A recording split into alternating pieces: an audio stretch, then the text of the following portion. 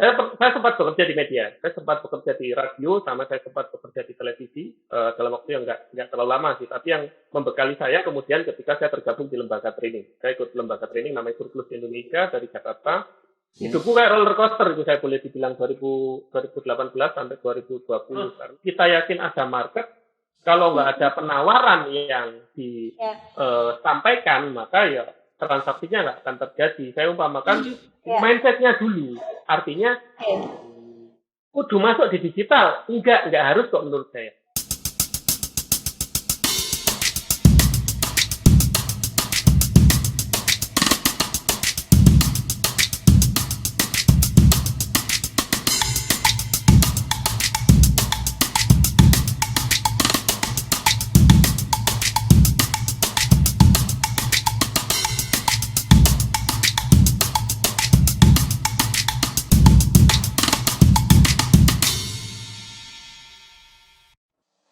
Oke, assalamualaikum warahmatullahi wabarakatuh.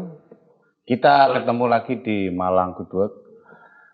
Ini tempat para atau teman-teman industri kreatif yang ada di Kota Malang. Harapannya dengan podcast ini kita bisa lebih dikenal luas oleh teman-teman yang lain. Hari ini kita akan bahas periklanan. Periklanan ini luar biasa karena dalam dunia periklanan mengalami masa yang cukup bervariasi. Artinya ada perubahan-perubahan yang cukup luar biasa yang dihadapi oleh teman-teman periklanan. Termasuk apa yang terjadi pada hari ini itu ada perubahan sangat besar terkait dengan hadirnya teknologi yang luar biasa. Tapi tidak menyurutkan bagaimana teman-teman industri periklanan ini tetap eksis dan ada di dunia periklanan. Hari ini kita mau undang yang cukup keren narasumbernya. Narasumber yang sudah memiliki track record yang luar biasa. Beliau ini ya akademisi, ya praktisi, ya akeh lah, pokoknya paket komplit lah ya. Komplit. Oke, kita sambut. Sambut aja, aku urung memperkenalkan. Saya Letani Maju ditemani Mbak Niska. Niska akan bahas periklanan, bagaimana periklanan hari ini. Kita hadirkan narasumber yang keren ini, dia Mas Faisal Alfa. Kudu ngono. Kami Faisal Alfa. kompak. Oh, Mas. Iki waalaikumsalam warahmatullahi wabarakatuh. Iki perlu diiklan Mbak Niska. Cekak terkungkung di Dinas Koperasi Perindustrian dan Perdagangan. Ya itu di flash sale untuk tanggal 99 itu. Iya. Waduh. Iya, masuk. Melok flash sale rek. Rek gedekno ndi, Pak? Suarane Mas Alfa. Oke. Aku nyeluk Mas Alfa apa Mas Faisal? Sama nyeluk apa? Panggilannya enak Faisal apa Alfa, Mas? Faisal Alfa ya sak paket ngono. Jeneng iku belum nemu tak. Tuh. Nyeluk Alfa. Aku nyeluk Alfa sama nyeluk Faisal. Ya, oke. Ben gak podo. Kok lali? Awake beda kan. Kok lali? Aku nggak paham Mas ya, dunia periklanan hari ini itu bagaimana perubahannya yang akhirnya teman-teman ini tetap bisa eksis ya. Iya. Tapi kita kenalin dulu. Diwaca sih. Iya. Ben wong ngeruh. Yang nonton nanti biar tahu. Iki musuhnya wong sakti. Iya, diwaca. Siapa sih sebenarnya sosok yang hadir pada hari ini gitu ya? Oke, kita baca. Oke, Mas Faisal Alfa. Beliau ini praktisi marketing. Siap. Penulis 3D marketing. Co-writer Laperpreneur. Co-writer Kitab Kuning Internet Marketing. Kitab kuning loh ya. Kitab kuning berarti wis kita nanti suhu. Urusannya apa? Arab gondrol mbek pego. Terus mocoe angel iki ya gue. Terus sekarang ini sebagai tadi katanya apa Mas bisnis juga apa? Tapi di sini disebutin apa bisnisnya aja. Direktur PT Fortuna I Maktran. Kemudian ini perusahaan pemasaran ya. Ya. Kliennya itu ada di Jawa, Sumatera, Kalimantan, Sulawesi, Bali. Oh, Ya. lah ini dia sebagai akademisi juga mengajar di Vokasi UB dan STT Malang. Jaro di PKB. Kancane bingung iki. Kadiumani. Yo. Karena wis babah. Kemudian sekarang di PT Fortuna Imak Trans, Tata Warna Agency Social Media Marketing, Exiso Agency Search Engine Marketing, terus Nice Content Production House. Wih, iki kok wae sing kate tak takokno aku. Waduh, wis sumpah. Ini soalnya takoni ben cerita. Oh, cerita. Enggak, duwe kepentingan soalnya aku. Iya. Terkait dengan sosial media marketing sama search engine ini. Iya, Wah, penting iki itu. lagi sangat Gawe eksistensi nih. betul. Dinas Koperasi Koperasi membina Perindustrian dan Perdagangan. UMKM. Yo. Yo, oke. Terus klien yang ditangani udah banyak banget ya. Ada Up Beauty Skincare, Bakso Aci Ciomi, Forestry Kitchen, Chandra Tama Indonesia, ayam goreng nelongso tapi nasibnya gak nelongso soalnya brandnya cabangnya kayak ini. Martabak Hawaii, PT Telkom Indonesia, PT PLN Distribusi Jawa Timur, BNPB, Kemenparekraf. Potapot. Oke, basicnya Mas Faisal mau SICJ apa SICJ? Visip UB. Visip, seluruh. Seluruh Mas. Seluruh ini saya gurung karep bos. Boleh duit sih. Oh, kalau duit, salasan. Duwe kare nyikra. Iya. Lek non formalnya ono Mas, grounded business coaching sama akademi trainer speak to change. Oke, kita mulai. Pertanyaan pertama. Wah, enak. Saman nek jawabnya bener. Lolos. Ke babak selanjutnya. Visip ini apakah memang punya dunia yang cukup intens untuk membawa Mas Faisal atau Mas Alfa ke dunia marketing, Mas? Apa sih yang mendasari marketing ini jadi passion ya? Visip apa dulu dong? Makanya. Kan banyak tuh visip. Nah, visipnya apa dulu? Terus marketing. Aslinya tepat Mas Leo. Jadi saya ambil jurusannya kan di ilmu komunikasi. Jadi aku dulu itu ingin jadi reporter. Jadi saya punya cita-cita keliling Indonesia, tapi nggak mau bayar lah ya. Kalau bisa dibayari, kira-kira kayak gitu kan. Dalam logika saya saat itu ya jadi reporter ya.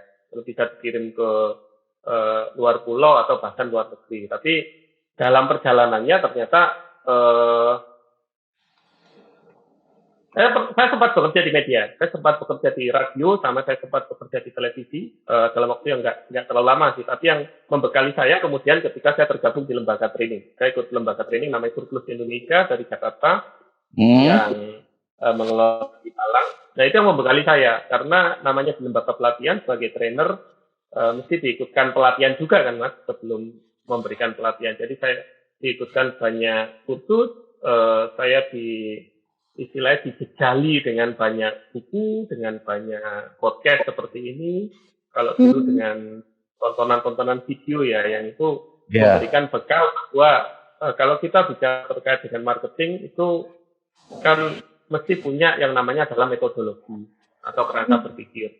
Nah dari situ yang saya jadikan bekal masuk ke dunia marketing. Jadi nggak syukur ngecap gitu loh Mas, nggak syukur geblak gitu, tapi landasan metodologinya saja pasien bisa mengikuti, terus kemudian konsumen itu juga bisa diukur ya, reaksi atau dampaknya, sehingga kita upayakan kita selalu untuk stick by data. Jadi ngomong ki ono datae, gak cuma tembung dari ini gitu Mas. Itu kan yang Mas Alfa cerita itu kan memang ini ya sudah jadi lulus komunikasi kan nggak langsung lahir sekarang yang sudah langsung dibaca kita ya. Artinya ada pekerjaan yang memang dilakukan sebelumnya. Ada prosesnya. Ya, jadi reporter. Oh, tahu Mas. Awak dewe kan Gatot Koco ya. Jadi di Malang ini kan Batang Kara ceritanya. Saya rantau dari Jombang. Saya rantau dari Jombang. Jadi ya saya ono putune Gus Dur lah ya. Kira-kira begitu. Nah, serius? Masuk di Malang ini pekerjaan pertama dulu ngasih les bahasa Inggris Mas. Namanya little I can lah kalau bahasa Inggris ya. Titik-titik bisa lah bahasa Inggris. Karena pekerjaan pertama sebagai mentor di lembaga Hmm. khusus yang ngajari anak-anak SD saat Mhm. itu. Dari situ kemudian saya kerja sebagai radio announcer atau penyiar radio. Makanya Iya. teman-teman radio di Malang, insya Allah kalau zaman-zamannya kami itu masih kenal, masih nyambung. Dan kemudian dari situ saya ke lembaga training. Jadi stepnya saat itu dari mentor di lembaga kursus, kemudian masuk ke radio, terus sempat di televisi, nggak lama saya di televisi, terus kemudian ke lembaga training. Nah dari lembaga training itu saya resign atau keluar dari pekerjaan di tahun 2015. Tahun 2015 itu saya keluar dari pekerjaan, ketemulah sama Mas Nanang Suherman yang punya ayam goreng Longso. Yang waktu itu ya persis seperti yang disampaikan Mbak Niska tadi, ini nama itu Nelongso gitu loh ya. Dan idealisme saya kan waktu itu berbicara toh, nama sudah Nelongso, jualan ayam tapi logonya kepala bebek. Warnanya oranye norak sama hitam. Ya, istilahnya tak olok-olok lah gitu ya. Iya. Nah, begitu tak olok-olok, malah ditelepon sama ownernya ini Mas Nanang. Waktu itu cabangnya ada 6 kalau nggak salah. Diteleponnya saya diajak ketemuan. Pak, sampai niku karo koncone kok cuman ngolok-ngolok aja ya, dibantulah kira-kira kayak gitu kan. Iya. Kesepakatan itu terjadi di 2015 ya. Sampai sekarang saya seduluran lah sama Mas Nanang. Saya banyak dibantu juga. Nah, itu proses awalnya saya menangkap sebuah peluang Mas Leo, bahwa di Malang ini ada kebutuhan untuk agensi untuk digital marketing. Siap. Itu tahun 2015. Saat itu belum musim, Mas. Jadi nggak kebayang ya sebuah warung atau sebuah restoran itu mesti punya akun Instagram, punya website, itu apa mau mereka. Tapi di situ saya menangkap sebuah pola. Usaha-usaha yang memang punya tujuan atau punya target, dia punya cabang atau berjaringan, itu pada akhirnya adalah mampu untuk bayar agensi, Mas. Kuncinya di situ. Karena mereka bayarnya saweran ternyata. Misalnya saat itu ayam goreng Longso cabangnya 6 ya. Misalnya bayarnya ke kami 6 juta gitu, misalnya biar gampang ya. Maka prinsipnya per outlet kan cuma saweran 1 jutaan, Mas. Untuk bisa membayar agensi. Nah, dari situ pola itu yang saya ketemukan. Dari situ, dari ayam goreng Longso nyambung ke Kayana. Kayana punyanya Mas Ivan. Kayana kebab. Terus dari situ nyambung ke Terasi, punyanya Pak Eko dengan cabangnya. Dari situ nyambung ke Martabak Hawaii. Gitu. Artinya ada pola di situ. Jadi ketika kita tawar ini masuknya lebih mudah kalau mereka punya beberapa cabang.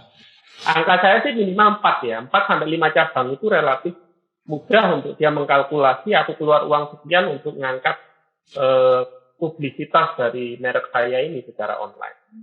Nah, singkat cerita dari 2015 sampai 2018 itu saya bikin agensi, jadi istilahnya jadi outsourcing. Saya bentuk tim yang tim itu mengerjakan kerjaan-kerjaannya di lingkungannya klien, Longso, Terasi dan sebagainya. Sampai tahun 2018 saat itu ayam Longso itu setahu saya ada 12 atau 13 outlet gitu. Ketika dia buka ke Surabaya, kebutuhannya berubah karena kotanya sudah banyak sekali kan, dan bayar kami dalam nominal yang cukup besar. Kemudian Mas Nanang ajak saya ngobrol, Pak, aku minta izin untuk bikin tim internal ya.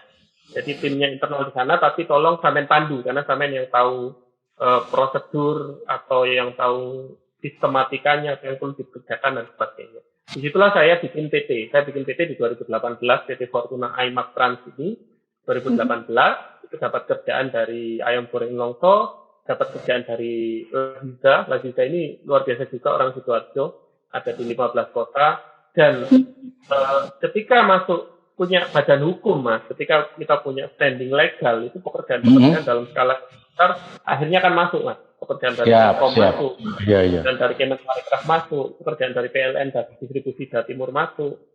Terus itu adalah fase yang menurut saya luar biasa dalam kehidupan saya tahun 2018 sampai 2020 ya, sampai ada corona masuk 2020, yaitu pekerjaan-pekerjaan dari luar pulau masuk. Jadi dari Pekanbaru masuk, dari Samarinda aku sampai ke Bontang, aku sampai ke Sangatta, Aku sampai ke Palu itu Mas, gempa Palu itu 2 bulan setelah gempa Palu aku udah Betah di balik sana. musibah ini ya. Iya, jadi di Palu itu kan aku terlibat dalam proses pemulihan para pelaku UMKM di sana, memberikan pelatihan dalam sekian periode gitu. Jadi aku sering bolak-balik hampir sebulan sekali aku ke Palu, Donggala, ke Makassar, terus ke Bali juga. Jadi hidupku kayak roller coaster itu saya boleh dibilang 2018 sampai 2020 karena aku di Malang paling cuma 2 minggu. Jadi 2 minggunya itu aku bikin jalur biasanya. Karena rata-rata kan 2 hari gitu. Jadi 2 hari di Jakarta, kemudian ke Pekanbaru, ke Medan, Medan biasa ke Samarinda, Samarinda ke Palu, Palu ke Makassar, baru Bandung. Keturutan berarti. Keturutan gak usah dari jalan yang lain. Exactly. Oke, tak potong sih. Aku ya kepingin motong. Maksudnya karena ini cukup luas sekali yang dikerjakan oleh Mas Alfa. Jadi kita kan subsektornya ini kan periklanan. Nah, ketika bilang periklanan itu kan sangat luas sekali. Maka saya akan fokus ke apa yang dikerjakan Mas Alfa. Aku tapi sebentar Mas, sebelum fokus ke Mas Alfa. Taman geluti.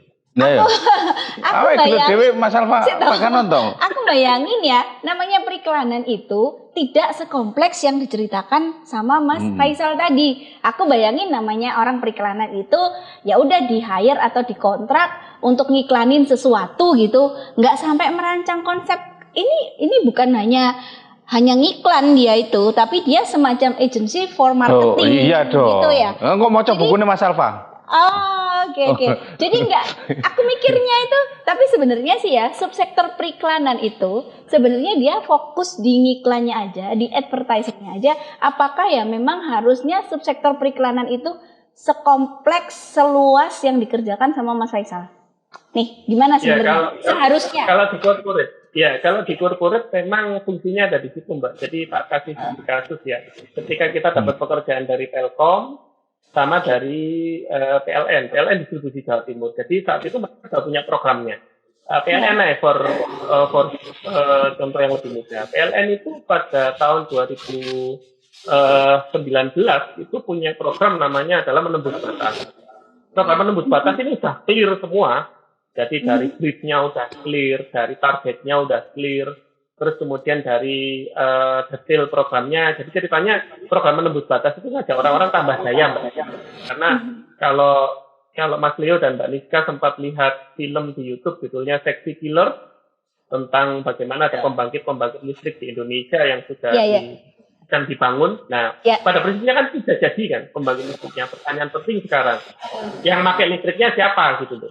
Ketika orang masih menggunakan listrik rumah tangga kan kecil sekali. Jadi ada satu kampanye yang saat dibuat namanya adalah menembus batas, yaitu insentif untuk para pelanggan yang mau istilahnya tambah daya ya.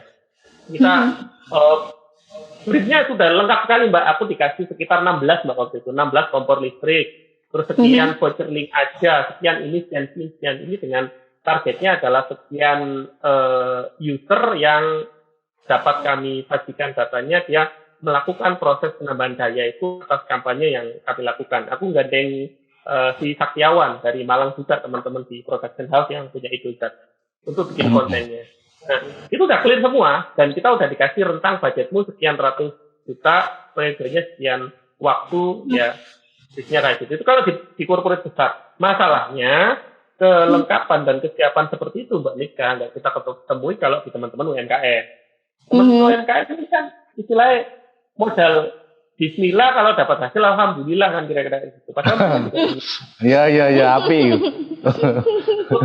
terutama yang sudah punya cabang ya, bayangkan kayak Mas Nanang gitu aja. Setahu saya kan karyawannya sekitar 1.200-an orang, 1.100-1.200-an orang.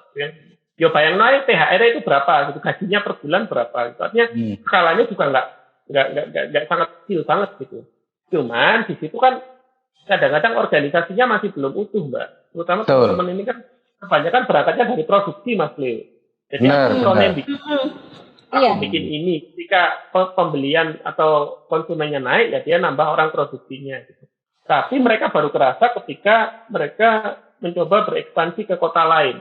Jadi kayak zamannya goreng longsor di tahun 2018 gitu ya. mereka jagoan banget di Malang, Mas. Saat itu posisi ada sekitar 12 cabang di Malang.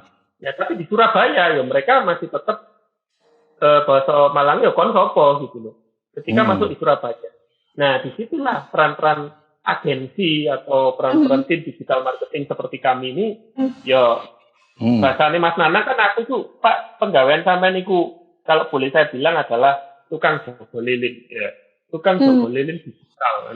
Kalau orang zaman dulu itu bakar menyan, kalau sekarang itu yang bakar dana iklan. Kira-kira analogi yang seperti itu. Nah, tugas kami adalah membakar kemenyan tadi di Surabaya gitu, karena pada prinsipnya kita punya produk, terus kita yakin ada market. Kalau nggak ada penawaran yang disampaikan, maka ya transaksinya nggak akan terjadi. Saya umpamakan ini kan seperti Pulau Jawa sama Pulau Madura gitu ya. Jadi bayangkan produknya adalah Pulau Jawa, kemudian marketnya adalah Pulau Madura atau sebaliknya, itu nggak akan terjadi sebuah aliran kalau nggak ada jembatan Suramadu atau kapal penyeberangan itu. Nah, peran dari advertising ini adalah tukang koar-koar kan, tukang menyampaikan penawaran itu. Nah, kalau di UMKM kan belum ada yang tukang mikir itu. Jadi ya kami mau nggak mau sebenarnya terpaksa juga kan, hanya kami mesti nyemplung ke situ. Sehingga nggak cuma tukang koar-koar, tapi sampai di taraf strategi. Dari merancang strategi. Iya. Berarti mulai dari strategi ya. Jadi iya, ada strategi yang luar biasa yang ditangkap oleh Mas Alfa ini kan. Jadi gini Mas, kita ini kan baru mengenal media sosial itu ketika Android ini sudah banyak sekali digunakan oleh masyarakat kita. Sebelum Android ini muncul, lalu munculnya media sosial kan mungkin dunia advertising itu kan masih banyak yang manual. Artinya karena belum ada media sosial. Nah, ketika orang sudah pegang Android, di situ banyak menggunakan media sosial, Instagram, Facebook, dan lain-lain. Maka ketika Mas Alfa ini ya saya menariknya di sini, kecerdasannya itu kan di sini ya maksudnya. Ini senggarai cepet sugih kan gini. Terus satu webinar. Darai sing gawe kitab kuning iki lho Mas. Makanya ketika melihat Mas Nanang, melihat banyak sekali pengusaha-pengusaha atau yang memulai usahanya dengan pastilah mereka kalau memulai usaha itu konsennya nang usaha nih. Oh gak konsennya nang njogo lilin iki mau. Tapi bagaimana peran digital marketing ini menjadi sangat penting juga diketahui oleh teman-teman yang sedang memiliki usaha ini. Lah, pertanyaanku ini kan menarik untuk kita dipelajari oleh teman-teman yang baru belajar ya. Bagaimana mengambil satu kesempatan yang cukup strategis ini. Memposisikan bahwa awakmu dodolono sing enake. Sing urusan Mas Arno aku. Lah Mas Arno ini kan urusannya di media digital. Di media sosial juga. Aku ngelakoni dhewe Mas. Aku dhewe warung, media sosialnya tak dikelola dhewe. Iku gak gampang ngono lho. Iku soro. Sakti-saktiku. Aku butuh uang. Dan itu semua mengalami seperti yang dialami Mas Leo. Nah, iki tak sambung ya Mas. Makanya Mas Alfa ini. Betul. Ini loh. Aku pengen resamen biyen topo nang ndi maksudku ngono. Inspirasine atau bagaimana passion itu bisa sampai goal dan akhirnya jadi ngono lho. Nah, iki lho. Paham kan Mas? Iki paham sih. Tak sambung kegelisahannya Mas Leo tadi. Dan itu juga menjadi kegelisahan kami kebetulan ya di Diskopindak. Kita itu bina banyak sekali ya UMKM ya. Baik dia yang produksi, dia yang jualan doang kayak gitu ya. Kita membina banyak banget gitu. Nah, semua yang dikeluhkan itu adalah pemasaran. Karena seperti yang dikatakan Mas Leo, produksi tok wis kesel. Kalau dia harus memasarkan, sementara dia tidak punya tenaga untuk memasarkan, nggak punya skill, nggak punya. Nah, itu. Nanti aku pengen nanya ke Mas Faisal. Kira-kira ya, strategi untuk para pelaku UMKM ini, biar dia itu bisa istilahnya memanfaatkan ya, karena sekarang kan dipaksa nih orang harus ke digital mau nggak mau ya. Itu gimana strategi yang harus diambil UMKM? Apakah dia memang harus berkolaborasi dengan agensi seperti ini? Iya, itu kolaborasi. Dia bisa mungkin dengan dikandani angel kok. Semacam freelance. Ada nggak sih Mas freelance gitu? Nah, ini menarik. Ya. Soalnya gini Mas, dinas kami kebetulan untuk tahun Cuman aja curhat lu. Itu dinas kami tuh mau fokus di pemasaran juga Mas. Nah kita nih pengen tahu nih dari yang pelaku yang udah melanglang cerita Mas Faisal. Piye cara nih ya, gimana nih caranya, strateginya. Terus kalau misalnya kita mau menggandeng seperti Mas Faisal ini banyak enggak, terus kemudian ada yang perorangan enggak gitu, apakah kita harus melalui agensi ataukah kita bisa juga kayak misalnya ada orang-orang yang memang dia sebagai dia kerjaannya emang dia jaga lilin gitu. Nah ini kira-kira bisa dipahami nggak maksudku yang mungkin agak ambul? Pokoknya Mas Alfa wis duwe ben sampai. Gimana nih? Ya, terima kasih Mas Leo dan Mbak Niska. Jadi pada prinsipnya kan ini kebetulan banget sebenarnya. Sekitar hari Senin atau Selasa depan, saya juga mengisi sesi sejenis untuk teman-teman di Bontang. Ya, karena di sana kan ada Bontang itu kan penggeraknya ada 2 perusahaan besar kan di sana, yaitu LNG Pajak dan PKT Bontang. Dan kebetulan ini yang bandani bahasanya kayak gitu ya dari PKT Bontang. Harusnya saya terbang ke sana, cuman dengan berbagai drama PPKM dan macam-macam ini akhirnya kan dilaksanakan secara daring, secara online. Which is itu ya udah itu jalan tengahnya gitu, karena harus terlaksana di bulan September pada prinsipnya. Nah, saya kontak di sana dengan namanya Bu Esi. Nah, Bu Esi ini kita teleponan cukup lama. More or less pertanyaannya persis seperti Mbak Niska tadi, karena Bu Esi ini ambil posisi sebagai koordinator kan, dan membawahi sekitar 50 orang yang akan diikutkan di pelatihan ini. Nah, di situ saya jawabnya dengan 3 kata kunci. Yang pertama adalah makanya pelatihannya dibikin dalam 3 hari atau 3 sesi pelaksanaan. Yang pertama adalah mindsetnya Mbak Niska, karena kalau mindsetnya belum dapat, mindsetnya ya, itu mereka nggak akan nggak akan paham. Ya. Nah, paling mewakili ini ya, mungkin Mas Leo juga merasakan ya, kami munculkan satu poin yang disebut dengan aset digital. Insya Allah orang akan mudah paham dengan ini. Jadi selain aset barangnya kita, aset berupa penjualannya kita, itu ada satu hal yang perlu dibangun juga yang disebut dengan aset digital. Ini kerasa bagi teman-teman yang di Palu, Mbak. Palu itu ngeri saat itu loh. Gempa, tsunami, likuifaksi. Jadi ada satu klien di sana namanya Mas Faiz. Mas Faiz itu punya 6 cabang, Mas. Sebelum tsunami. Kena tsunami jeder 7,4 skala Richter, cabangnya nyisa 2, Mas. Yang 4 itu hilang, totali dalam tanda kutip hilang, Mas. Hilang bangunan nih, hilang sak karyawan. Hilang dalam arti yang sesungguhnya ini berarti ya. Lenyap ditelan bumi. Ditelan bumi ya. Jadi dari 6 sisa 4. Sisa 2. Yang 4 hilang. Tapi serunya ini Mas Faiz ini saat itu dia itu ketika awal jalan program sudah manut, Mbak, yaitu apa? Merapikan data konsumen. Saya sudah bilang dari awal Mas Faiz, yang bikin usaha kita sustain itu bukan new customer, tapi repeat customer. Ini mantra yang sering dilupakan. Nah, aset digitalnya berupa apa? Gak usah kelinci menurut saya yo. Follower, subscriber kabun. Sampai data konsumen duwe gak? Sopo, popo, piro, kapan. Nah, begitu memaknai ini, Mas Faiz, menurut saya rondok selamat saat itu, Mbak. Kenapa?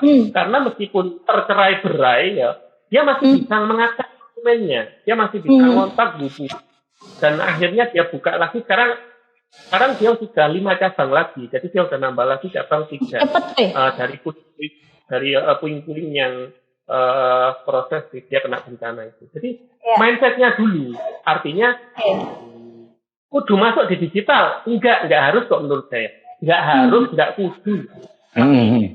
Saya gunakan kata yang lebih tepat menurut saya, sampai merasa perlu nggak masuk ke digital? Waduh. Karena kalau perlu itu drivernya dari dia sendiri. Kalau saya merasa perlu, aku bisa bantui gitu.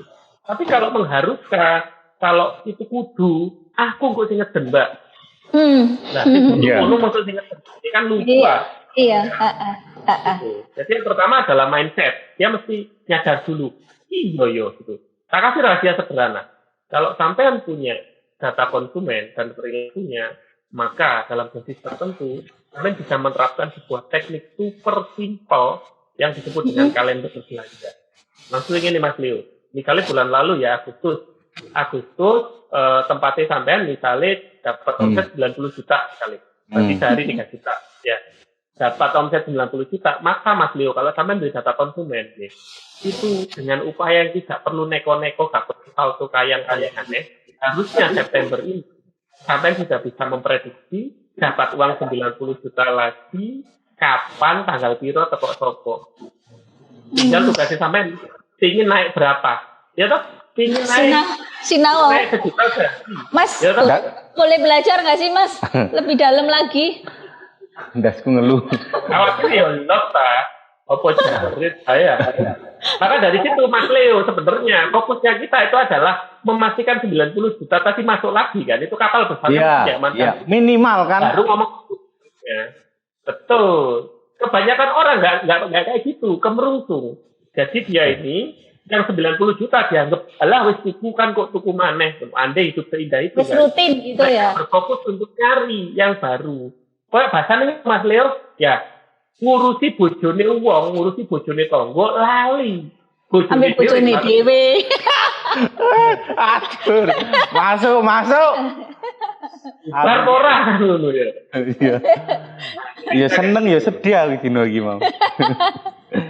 Ada satu hal yang menarik mungkin kita bisa kerucutkan di sini ya, bahwa aset yang di luar apa yang secara fisik itu tampak menjadi sesuatu yang penting bagi orang yang mau berbisnis atau melakukan sebuah usaha, ternyata aset yang disampaikan oleh Mas Alfa itu banget.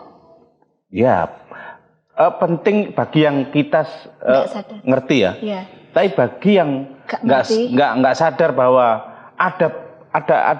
ada ruang strategis ini loh, bahwa jadi kalau bahasanya HP ini kan perangkatnya kan yo ono LCD-ne ono, casing-e ono, audio software. Ini salah situ sih nggak ono, iki nggak sadar nih menjadi nggak maksimal itu kan lucu. Iya. Bahwa harus menyadari ada aset yang penting yang berupa data konsumen yang akhirnya kita bisa mengelola dengan baik, dan ini baru saya lakukan kemarin Mas.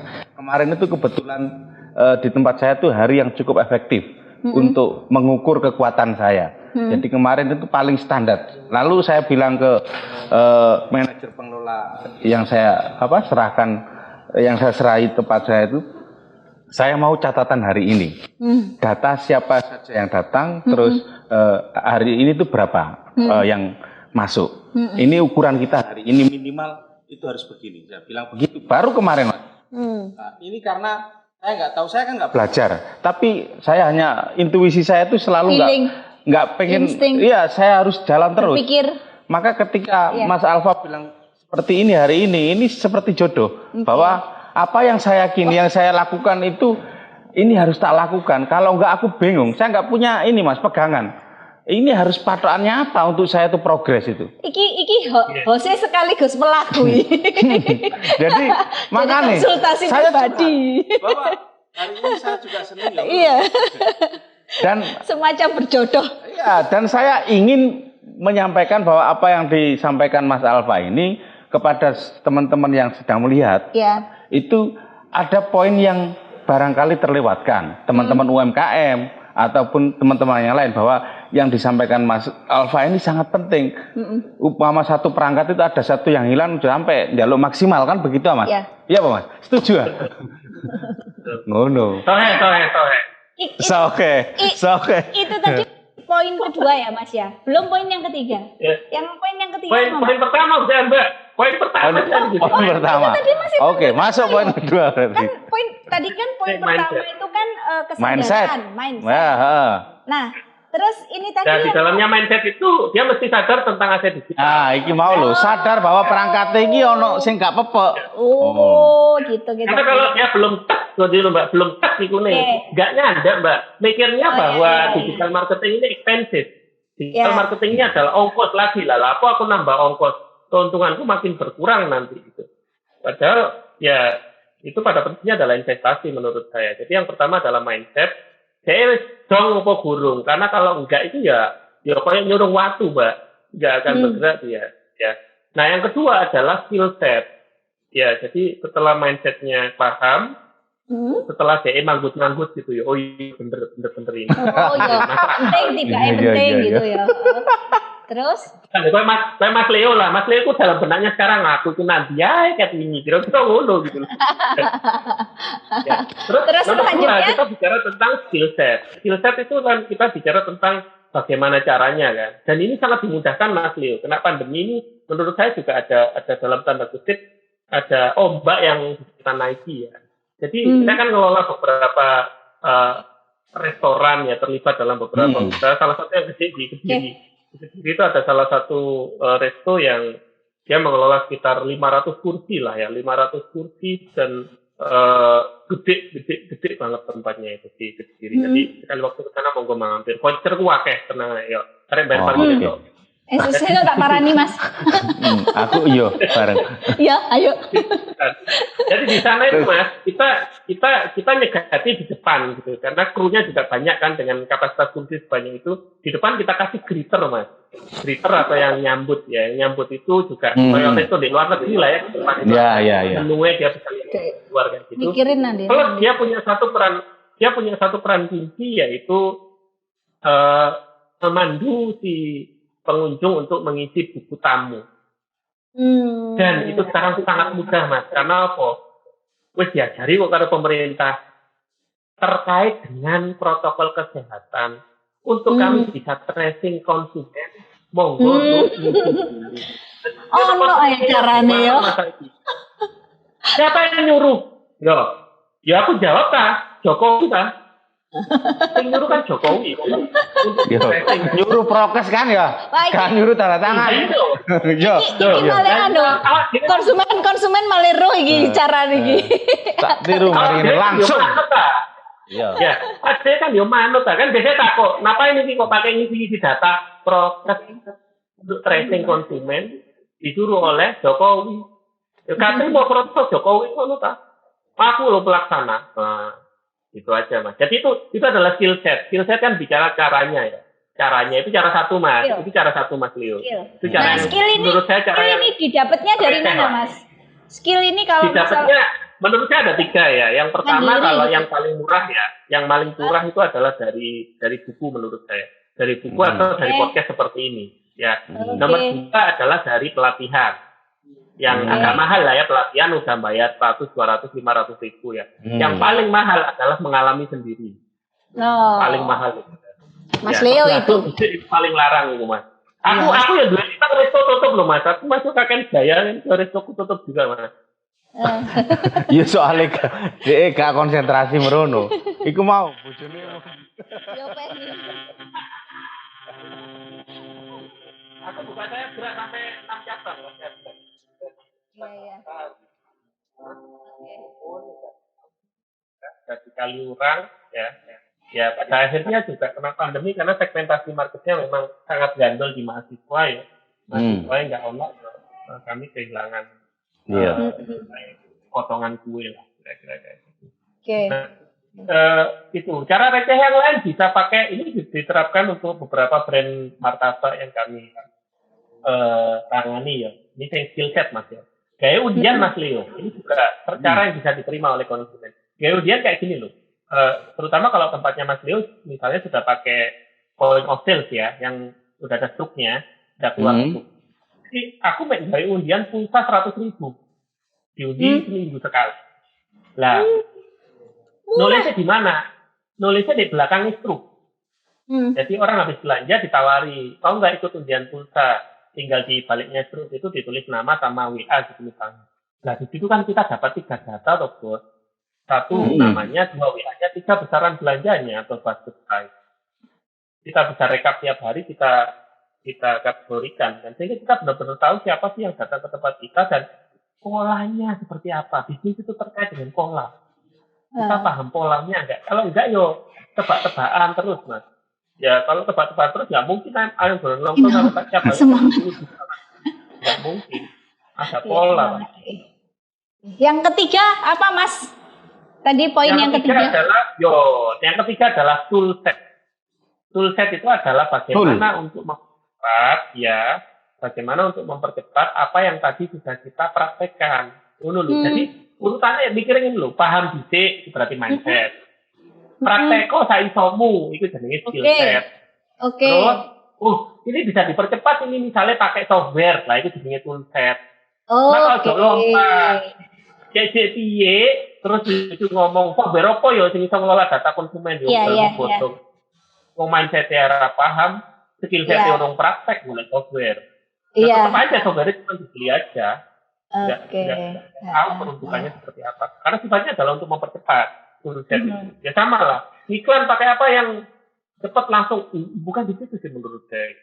Tapi mindsetmu paham, skill setmu matang, ya tulis itu ya udah kayak NOS gitu aja kalau di Fast and Furious gitu. Jadi sifatnya mempercepat untuk mobil yang sudah oke gitu loh. Ya mobilmu bobrok, makanya pas yang meledos. Software api, sing gawe software gak ngerti ya percuma. Satu lagi. Mas, kalau misalnya nih ya ada pelaku usaha, iki rodok-rodok rahasia dapur atau gimana?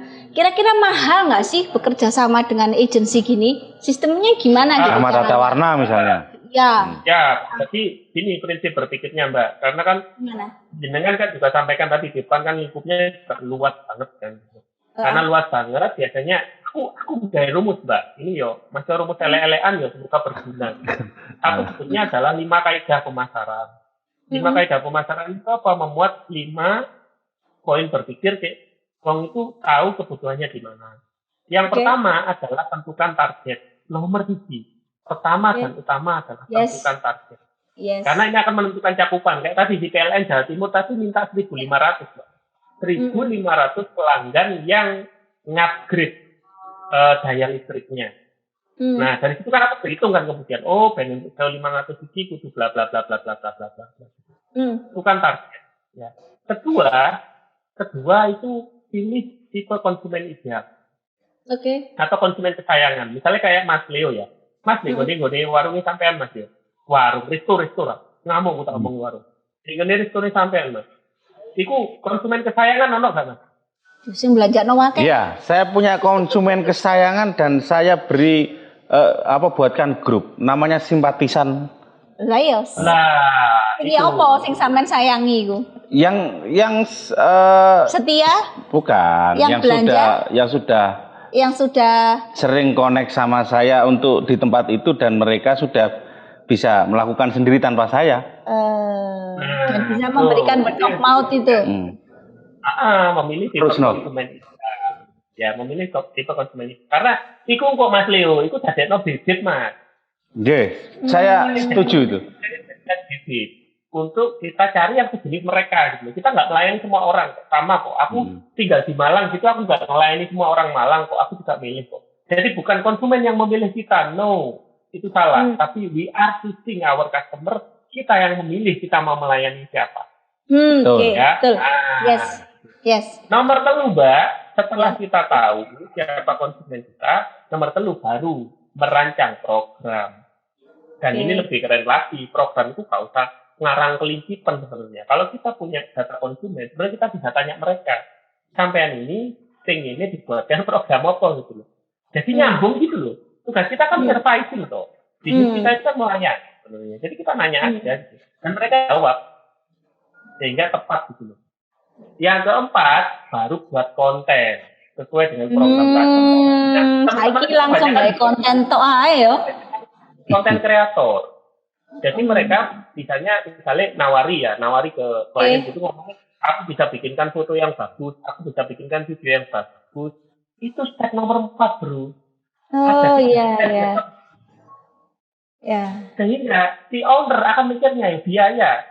Ini biaya tambahan ini. Selama ini wis payu kan gitu. Mereka lompat langsung ke konten.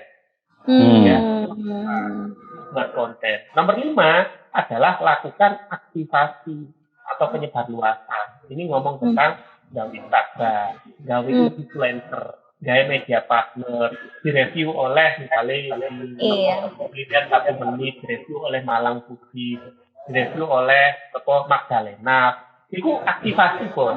Magdalena pun akan bingung kalau sama nggak punya program. Kita disuruh ngomong apa?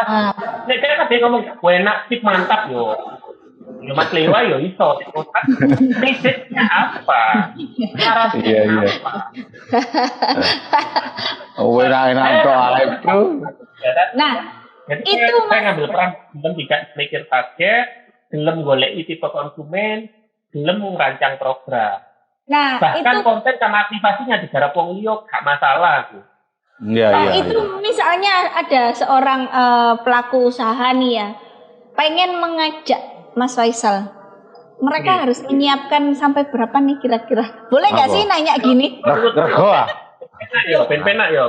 Saya biasanya milih klien itu yang omset sebulannya itu kisaran 150 sampai 200, Mbak. Iku sakmono iku bahasane ridho lah bayar aku. Berarti aman di omset segitu ya per bulan? Ya, kalau dia omsetnya sekitar 150 sampai 200 itu relatif ridho bayar dan mampu bayar. Itu paling di spending di marketing nanti sekitar 10%-nya. Dan itu ada rumusnya, Mbak. Kenapa aku bisa Ya. Gini Mas, karena pasti juga hitungannya kira-kira kayak gini lah. Dari omset 100%, itu HPP itu tak dur-dure sebenarnya 45%. Jadi misalnya kami jual ayam geprek 10.000, HPP untuk memproduksi ayam geprek itu maksimal sebenarnya 4.500. Dure itu sampean di warung, tapi sampai biaya. Kerja bakti ya, yayasan. Ayo kerja bakti Mas. Jadi 45%, Mas. Nah, dari 45% itu terus kemudian ada pos gaji. Pos gaji perkiraan saya di sekitar 10%. Jadi misalnya omsetnya 150 juta itu maksimal gaji untuk all team itu sekitar 15 juta. Sebulan ya Mas ya? Sebulan ya? Tinggal nanti kontraknya berapa lama kayak gitu ya? Pakai kontrak nggak Mas? Terus ada biaya operasional sekitar 10%, Mbak. Sewa tempat, listrik, air, internet, 10%. Terus ada biaya marketing 10%. Jadi tadi ya 45%, tambah 10% gaji, 10% operasional, 10% marketing. Jadi kan 45 tambah 30 kan. Jadi dia habis ongkos 75%. Dia masih dengan biaya segitu mereka bisa dapat feedback. Istilahnya mereka bisa dapat income-nya naik berapa persen, Mas? Bisa ini menjadi hal yang diperjanjikan enggak kira-kira? Dengan biaya iklan segitu? Ya, karena itu kalau itu sampean berarti golek sales, kudu marketing. Gitu ya. Berarti sampean selling apa sampean promo? Berarti nggak ada semacam kalau biayaku segini nanti aku bisa bakalan, kan tadi katanya Mas Faisal harus ada kayak gitu. Iya, tapi kan nggak bisa langsung di langsung cash saat itu juga gitu ya. Ya aku mau dodolan sampai promo beda Mas ya. Waktu nentak. Ukurannya lead, Mbak. Ukurannya lead atau prospek yang diperoleh. Prospek. Oke. Iya. Tapi ini beli apa enggak kan tergantung sales CDE. Contoh kayak gini, Mbak. Aku mampu mendatangkan 1.000 orang ke restonya Mas Leo. Pertanyaannya, restonya Mas Leo mengatasi enggak? Nah, layanannya tahun ini podo balik. Lah balik ini salahku apa salah turunnya Mas Leo? Betul. Ya. Oke. Wes, dikat tok ngono. Sampeyan mari-mari kok. Lageno kelas dhewe. Siap-siap. Kita sudah banyak pengalaman menarik, ilmu yang luar biasa ya. Asik banget. Dengan Mas Alfa. Gak cukup gue. Urusannya mbak wong pinter gak cukup pisan. Kudu di bulan balen Cik. Pintere ada kita kunci ya. Ada dua hal yang menarik untuk teman-teman yang perlu dipelajari.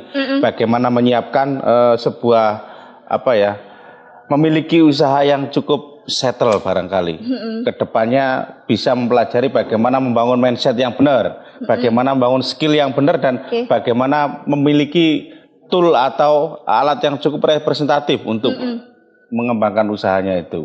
Terkait kaidah yang keren sudah disampaikan juga oleh Mas Alfa, itu ada 5, bagaimana dalam usaha itu juga ada 5 langkah dalam 5 langkah memasarkan itu ya. tadi ya. 1, tentukan target. 2, konsumennya harus jelas, ideal. Iya. Sama nih kate Betul, nang sopo sih? kate ngeramut sopo? Bojone sopo sing kon ramut? Iya. Ah. Bentuke apa?